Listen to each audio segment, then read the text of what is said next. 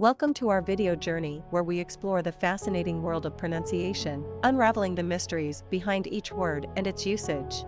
In this video, the word is abandonment.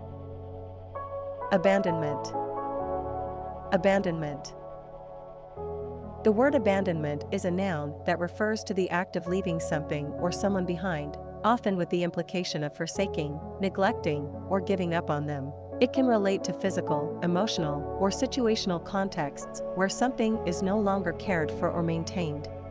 Here are a few examples of how you could use abandonment in sentences. 1. The child's fear of abandonment made it difficult for them to trust others.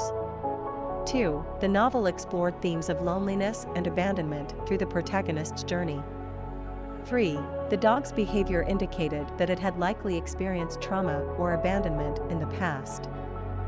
Stay tuned for more linguistic wonders and join us in unlocking the magic of language. Thanks for watching, and until next time, keep speaking, writing, and embracing the beauty of words.